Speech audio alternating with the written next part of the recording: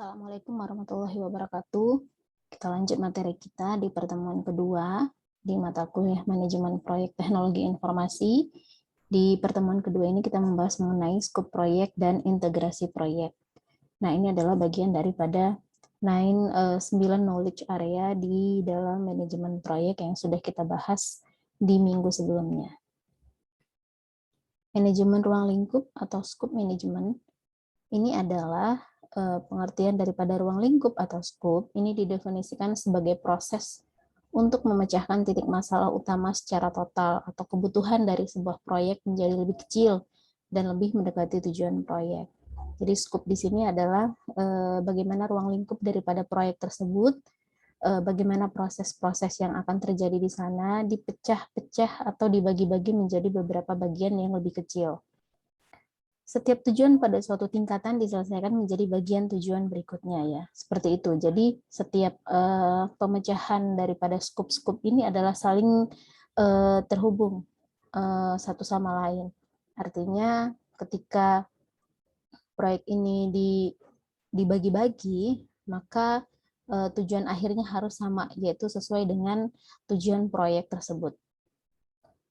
Lingkup mengacu pada semua pekerjaan yang terlibat dalam menciptakan produk dari proyek dan proses yang digunakan.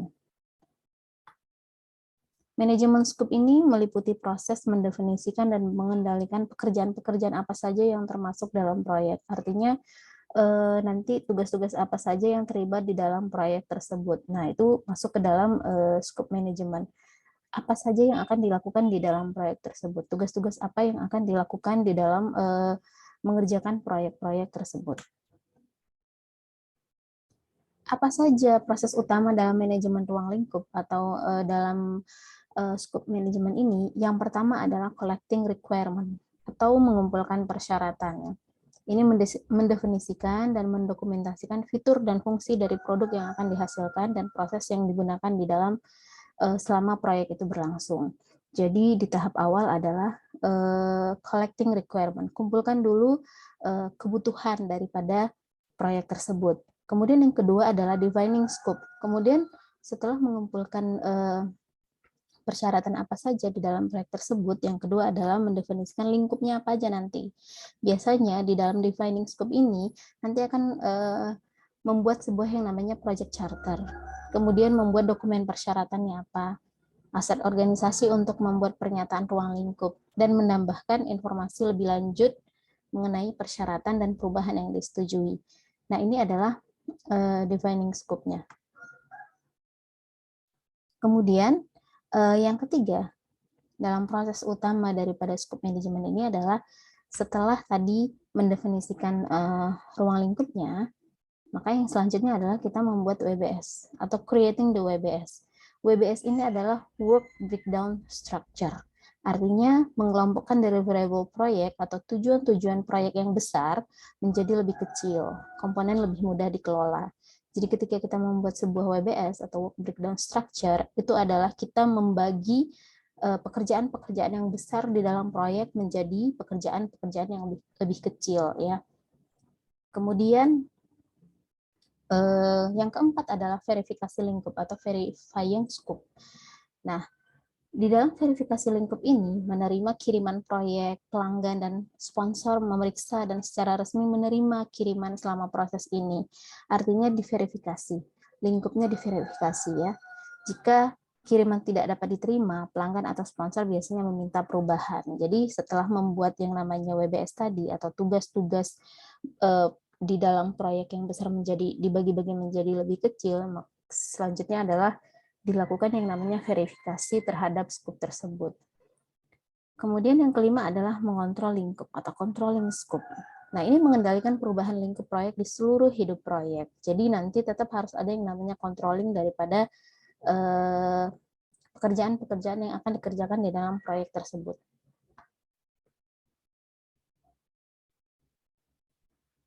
Kemudian kita lihat di sini definisi daripada lingkup atau scope ya.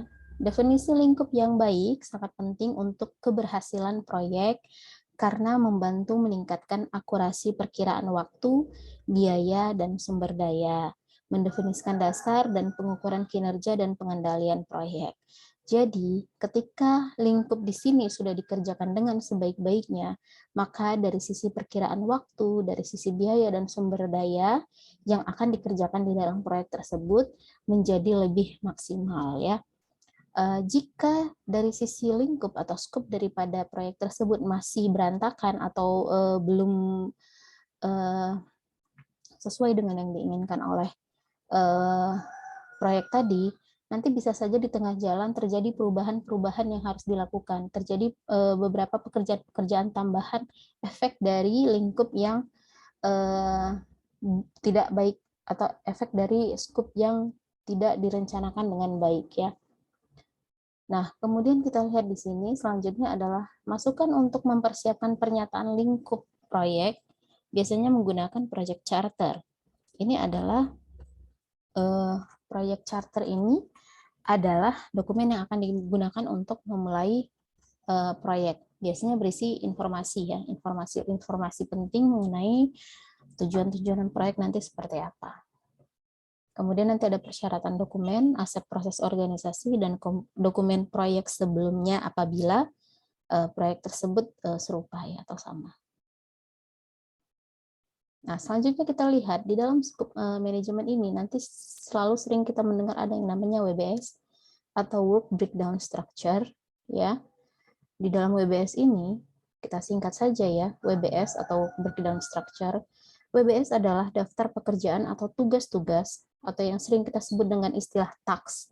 Nanti kalau di dalam Microsoft Project nanti istilahnya adalah task ya, yang akan dikerjakan dalam sebuah proyek. Jadi WBS ini adalah daftar pekerjaan-pekerjaan di dalam sebuah proyek tersebut. Karena sebagian besar proyek melibatkan banyak orang dan banyak tugas yang berbeda, penting untuk mengatur dan membagi pekerjaan menjadi beberapa bagian berdasarkan bagaimana pekerjaan akan dilakukan. Jadi kita harus mampu membagi-bagi pekerjaan yang harus dikerjakan, kemudian kita juga harus bisa mendelegasikan pekerjaan ini kepada siapa, kemudian pekerjaan ini kita harus tahu kira-kira durasinya berapa lama. Jadi itu nanti ada di dalam yang namanya work breakdown structure. WBS menyediakan dasar untuk perencanaan dan pengelolaan jadwal proyek ya. Jadi nanti di dalam WBS ini atau work breakdown structure ini lebih menekankan kepada bagaimana jadwal proyek itu dibuat, biayanya bagaimana, sumber daya dan perubahannya seperti apa. Jadi di dalam work breakdown structure ini adalah menjelaskan daftar pekerjaan di dalam proyek sampai dengan jadwal-jadwal proyek yang harus dikerjakan, berapa lama waktu yang dikerjakan untuk tugas-tugas tersebut ya. Input utama dalam WBS ini adalah lingkup proyek. Kemudian nanti ada stakeholder, ada persyaratan dokumentasi dan aset organisasi. Ini adalah input ya. Input utama di dalam work breakdown structure. Bagaimana skopnya ya, lingkup proyeknya bagaimana. Kemudian stakeholdernya siapa. Nah, ini adalah contoh WBS. Kalau kita lihat di sini, ada beberapa level di sini. Yang pertama adalah, misalnya ini contohnya adalah project intranet ya. Ini adalah entire project-nya di level 1. Kemudian di dalam project-nya, kita katakan judul proyeknya adalah project intranet. Kemudian nanti di level 2 adalah dibagi-bagi. Pekerjaan-pekerjaan yang harus dilakukan di dalam project intranet ini apa? Yang pertama kita harus bikin konsep dulu. Kemudian membuat website desainnya, kemudian di-develop, kemudian roll out, kemudian support. Nah, ini di level keduanya. Nah, kemudian di level 3, kalau kita lihat di sini, di level 3 ini adalah konsep ini dibagi lagi menjadi beberapa leveling ya. Jadi dia masuk ke dalam level 3. Di dalam konsep ini nanti ada yang namanya evaluate current system, mengevaluasi sistem yang sudah ada seperti apa. Kemudian define requirement-nya. Tentukan, definisikan kebutuhan-kebutuhan daripada proyek tersebut. Kemudian define specific functionality-nya, mendefinisikan fungsi-fungsi yang lebih spesifik daripada proyek tersebut. Define risk and risk management approach-nya, Kemudian mendefinisikan bagaimana resiko-resiko yang akan terjadi di dalam proyek tersebut. Kemudian yang namanya level ketiga, masih bagian dari konsep, adalah develop project plan-nya. Bangun sebuah project plan. Kemudian brief web development team. Tentukan nanti tim-tim pengembang daripada website tersebut. Ini masuk ke dalam level 3. Ini adalah di level 3 ini adalah breakdown atau hierarki daripada konsep ya. Kemudian nanti kita lihat di level 3 ini, terutama di define requirement, dia breakdown lagi atau dia membagi lagi tugas-tugasnya menjadi di level 4. Misalnya apa nih tugas-tugas di level 3? Misalnya define requirement ini terdiri dari define user requirement. Tentukan kebutuhan usernya bagaimana. Define content requirement. Tentukan bagaimana kebutuhan dari isi daripada proyek tersebut. Kemudian define sistemnya bagaimana, dan define server owner requirement, dan tentukan daripada server-server pelanggan yang akan digunakan untuk proyek ini. Nah, ini adalah pembagian. Ini contoh daripada WBS-nya atau work breakdown structure-nya ya. Nah, kalau kita baca penjelasannya, level 1 ini adalah judul. Tadi ya yang sudah saya jelaskan, level 1 judul, kemudian di level kedua ada konsep. Di konsep ini nanti dia jabarkan lagi isi konsepnya apa, persyaratannya bagaimana, kemudian dia jabarkan lagi di level 4 berisi bagaimana menentukan kebutuhan penggunanya. Nah, tugas-tugas yang diuraikan menjadi tugas yang lebih kecil disebut ringkasan tugas, dan inilah yang dikatakan work breakdown structure, membagi-bagi tugas atau daftar-daftar pekerjaan-pekerjaan di dalam website, di dalam project tersebut ya. Jika kita buat format penomoran dalam Microsoft Project ya, nanti bentuk yang seperti ini, bentuk yang kalau kita lihat seperti hierarki organisasi gitulah ya. Kita bisa membuat ke dalam Microsoft Project bentuk WBS-nya atau work breakdown structure-nya. Nah, kalau kita lihat nih, kayak misalnya dari gambar sini ya, konsep, mana tadi? Ini. Konsep, website, website design, development, rollout, support. Nah, ini adalah masuk ke dalam ini judul utamanya, ya. Kemudian ini masuk ke dalam kita kasih nomor 1.0 konsep, kemudian 2.0 website design, 3.0 website development, kemudian rollout dan support. Nah, ini adalah breakdown daripada judul utamanya. Kemudian di dalam konsep tadi kan kita lihat bahwa di konsep ini kita jabarkan lagi, kita breakdown lagi nih di konsep. Tadi kan levelnya adalah 1.0. Dia posisinya di sini kan 1.0, 2.0, 3.0, 4 dengan 5. Kemudian di konsep ini kita jabarkan lagi. Nah, konsep dijabarkan lagi, ada di dalamnya ada evaluate current system, kemudian ada define requirement, 1.3 define specific, 1.4 define risk. Nah, ini sesuai dengan gambar yang ada di sini. Ya, konsep, kemudian ini kan 1.0, kemudian 1.1, 1.2, 1.3, 1.4, 1.5, 1.6 sampai brief web development team ya. Nah, ini sampai 1.6. Nah, kemudian kita lihat di sini, di dalam 1.2 ini ternyata dijabarkan lagi gitu, atau di breakdown lagi, maka kita tuliskan penomorannya. Tadi ini kan 1.2, maka kita tuliskan define user ini 1.2.1, nih 1.2.1, define user requirement, kemudian define content requirement, define system requirement. Nah, seperti inilah penggambaran daripada WBS-nya ya. Nah, apabila kita ingin membuat di dalam Microsoft Project,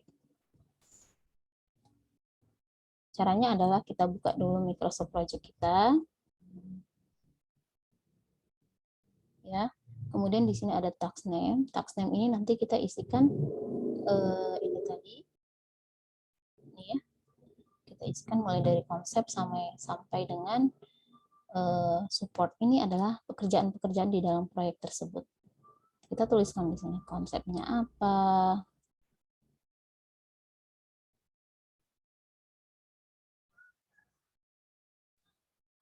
apa, kemudian selanjutnya, soalnya saya tuliskan di sini ya. Nih, kopikan aja. Konsep, kita buka di Microsoft Project-nya, kemudian yang duration, start, dan finish ini abaikan dulu ya. Kita masih mau bikin task name-nya aja, tugas-tugasnya ngapain. Kita isikan satu-satu. Ya.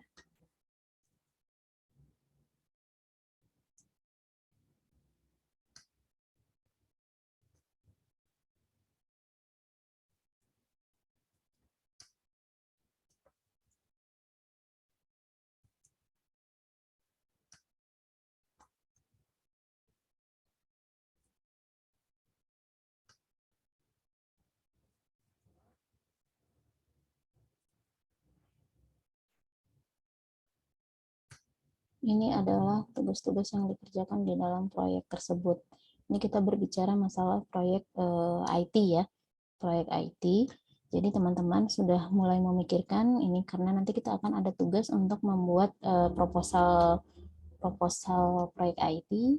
Teman-teman sudah memikirkan judul proyeknya nanti apa, kemudian tugas-tugas atau task yang ada di dalam proyek tersebut nanti apa aja, pekerjaan-pekerjaan yang akan dilakukan apa aja. Misalnya kalau di dalam kasus kita ini adalah tadi ya intranet project, nanti dia di sini ada nih, ada website desainnya seperti apa, ada website developmentnya seperti apa, kemudian supportnya seperti apa. Nah ini ya. Nah ini kita udah buat task name-nya.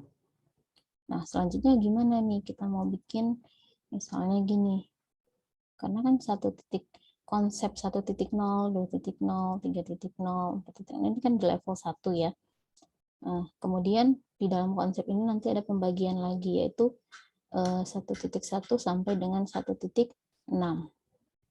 Jadi kita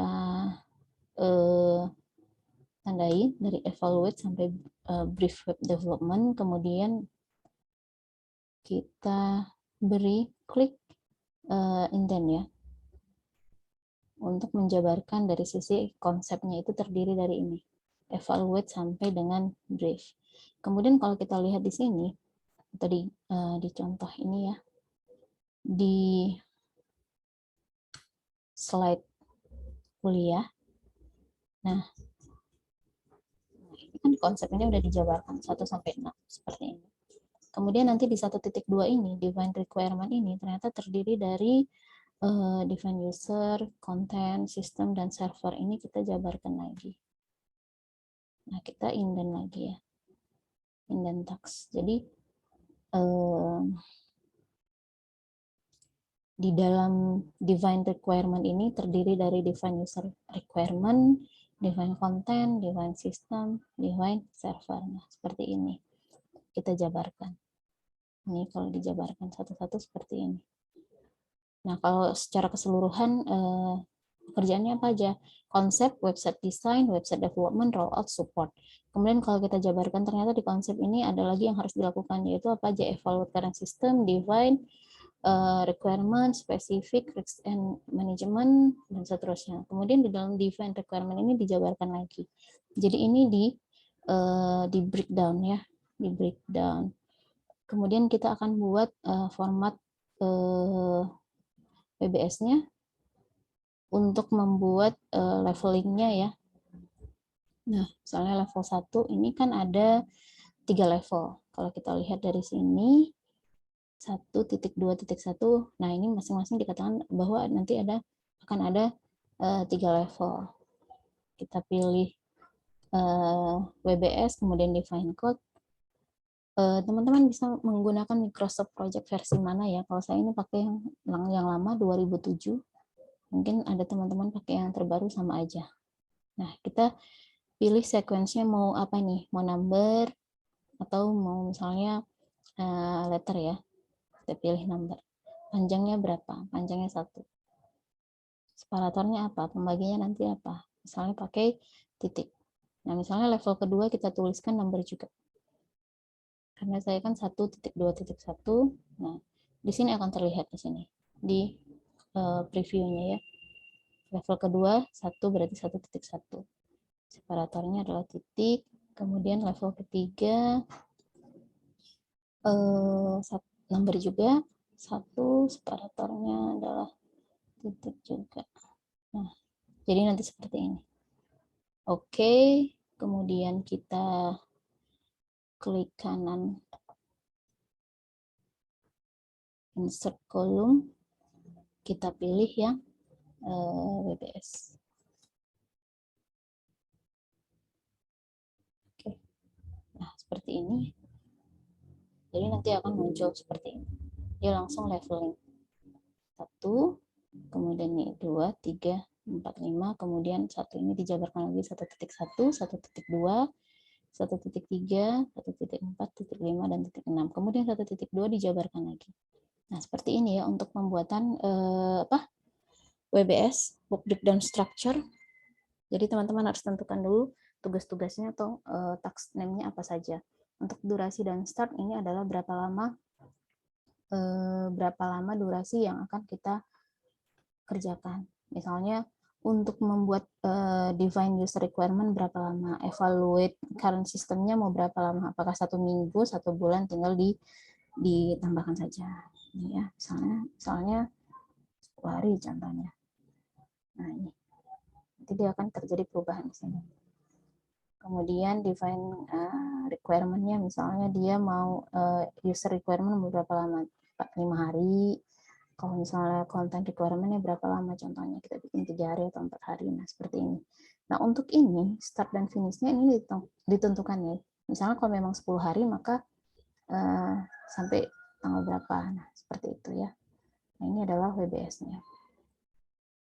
Jadi, silakan dicoba-coba di Microsoft project-nya masing-masing bagaimana membuat WBS.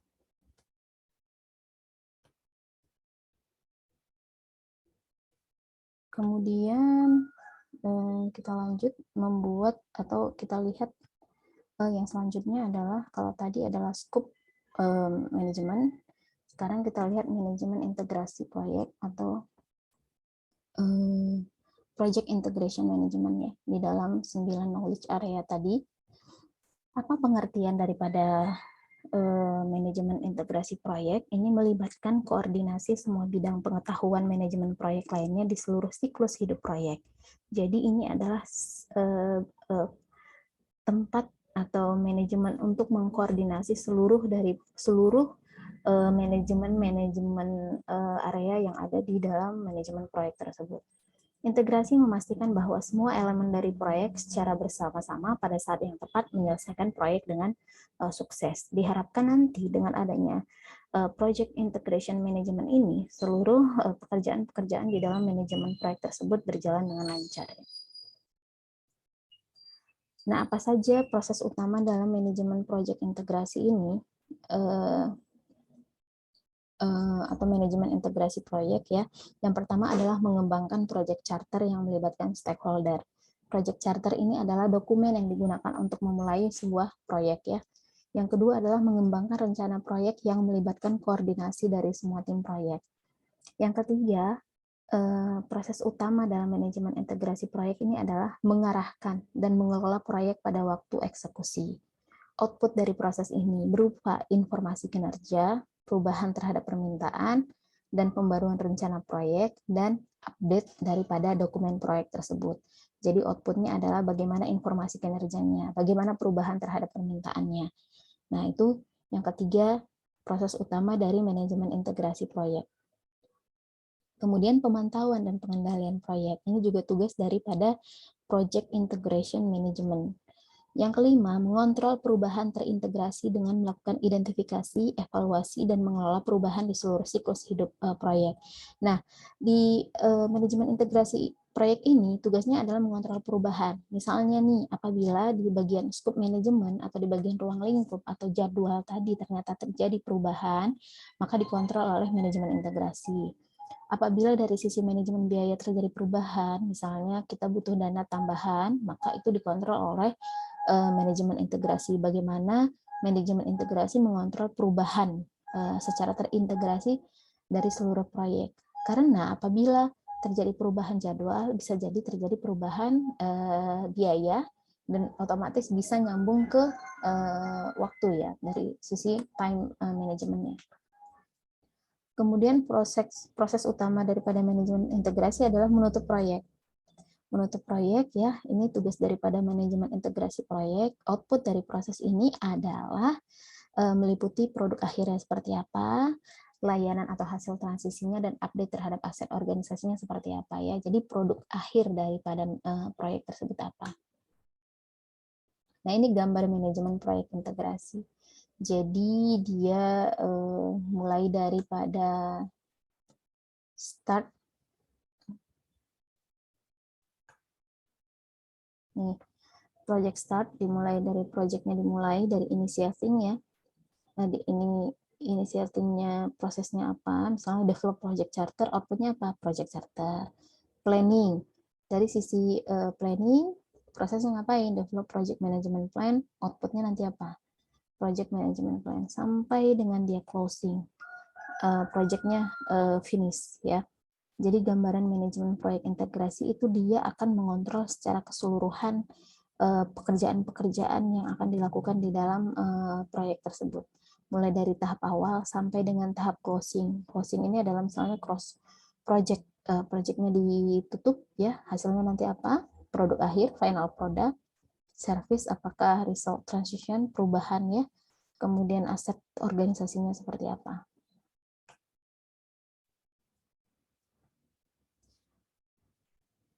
Manajemen integrasi proyek yang baik sangat penting untuk memberikan kepuasan kepada stakeholder, jelas ya. Jika dia baik, maka stakeholder juga akan puas. Jika di bagian manajemen integrasi proyek ini dia mengerjakan pekerjaan yang asal-asalan, bisa jadi si stakeholdernya itu merasa bahwa sepertinya proyek ini tidak berjalan dengan baik gitu. Manajemen integrasi proyek berisi manajemen antarmuka atau interface management. Nah, manajemen interface ini dimaksudkan untuk mengidentifikasi dan mengelola titik interaksi antara berbagai elemen proyek. Nah, jumlah interface ini bisa meningkat secara eksponensial tergantung daripada jumlah yang terlibat di dalam proyek tersebut. Kalau misalnya jumlah orang yang terlibat meningkat, maka elemen proyeknya juga akan bertambah. Tugas manajer proyek adalah dapat membangun dan memelihara komunikasi yang baik di seluruh interface organisasinya. Nah, kemudian kita lihat di sini ada project charter, karena project charter ini adalah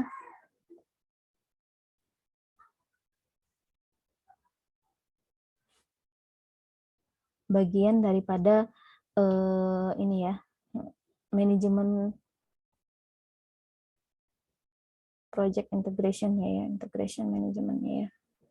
Nah, ini mengembangkan project charter yang melibatkan stakeholder. Jadi di project charter ini adalah dokumen yang digunakan nanti untuk memberikan informasi penting mengenai proyek tersebut. Jadi kita akan bahas project charternya seperti apa. Nah, project charter ini, nah ini tadi sudah saya jelaskan bahwa project charter ini adalah dokumen yang digunakan untuk memulai proyek improvement dan berisi informasi penting tentang uraian tujuan proyek. Jadi project charter ini seperti proposal yang berisi kita ngapain aja di sana, durasinya berapa lama, tujuan daripada proyek ini apa, hasil akhir dari proyek ini nanti seperti apa. Nah, project charter ini menjelaskan nih, udah dijelaskan. Ruang lingkupnya apa, waktu, biaya, dan tujuan proyeknya apa, kriteria keberhasilannya apa, pendekatannya bagaimana untuk mencapai tujuan proyek, peran utama dan tanggung jawab stakeholdernya seperti apa. Jadi project charter ini bahasa lainnya adalah bisa kita katakan bahwa project charter ini adalah merupakan proposal ya, atau kayak dokumen yang akan digunakan untuk memulai sebuah proyek. Hal-hal yang dapat membantu mengembangkan project charter. Nanti isi-isi daripada project charter apa aja? Ada yang namanya project SOW atau project statement of work. Ini berisi deskripsi kebutuhan bisnis proyek, ringkasan karakteristik dari produk atau jasa, dan informasi organisasi.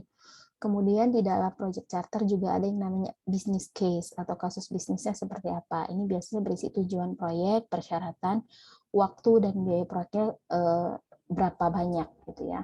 Kemudian di dalam project charter nanti juga ada yang namanya kontrak, mencakup banyak informasi yang dibutuhkan untuk membuat project charter yang baik.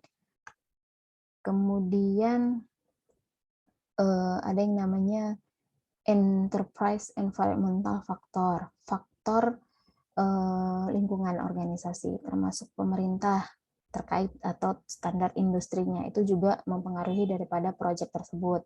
Kemudian ada aset organisasi, ini berisi rencana sistem, kebijakan, prosedur, pedoman, sistem keuangan, sistem manajemen, pembelajaran, dan informasi sejarah keberhasilan daripada proyek tersebut. Ini masuk ke dalam aset organisasi ya, berisi rencana sistem.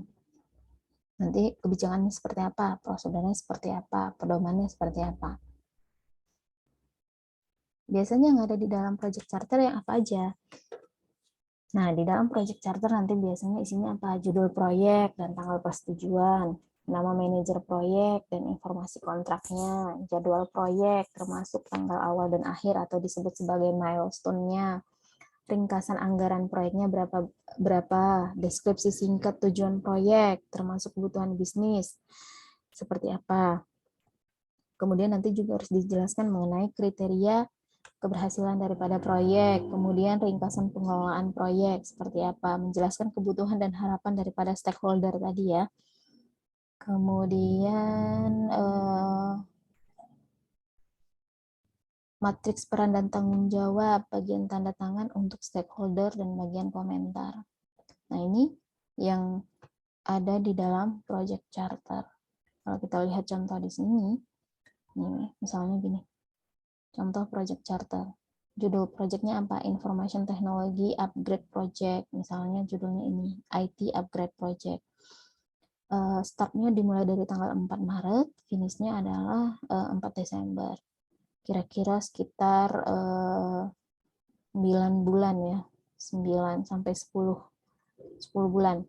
Key schedule milestone-nya. Milestone-nya nanti isinya apa aja? Maksudnya tugas-tugasnya nanti yang ada di dalam itu apa aja? Misalnya nih, inventory update completed itu sampai April. 15 April misalnya. Kemudian hardware and software acquire installation completed, nanti menginstalnya sampai tanggal 1 Oktober harus sudah selesai. Testing completednya sampai dengan 15 November. Kemudian budgetingnya berapa banyak, misalnya budgetnya sekitar $1 juta untuk hardware dan juga 500.000 dolar untuk softwarenya gitu ya. Nah, project manajernya siapa namanya? Kim Nguyen gitu misalnya. Terus ada kontak numbernya, kontaknya si project manager tersebut. Kemudian project objektifnya apa aja. Kemudian kriteria suksesnya seperti apa, approach-nya nanti apa, tujuan dari membuat proyek ini seperti apa ya. Itu contoh project charter. Kemudian ada role and responsibility-nya seperti apa. Misalnya nih, si Walter Smith ini dia adalah CEO. Tugasnya nanti apa? Tanggung jawabnya apa? Project sponsor, monitor project.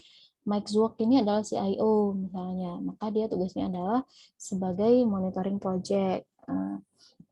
Dan seterusnya. Misalnya Kim Nguyen ini tadi kan project manager ya, maka tugasnya adalah tanggung jawabnya adalah plan and execute project. Kemudian nanti di sini ada tanda tangannya masing-masing. Nah, tadi kan ada komen di sini. Komennya apa aja? This project must be done within 10 months. Nah, ini projectnya harus selesai sampai dengan batas waktunya adalah 10 bulan gitu ya. Seperti itu.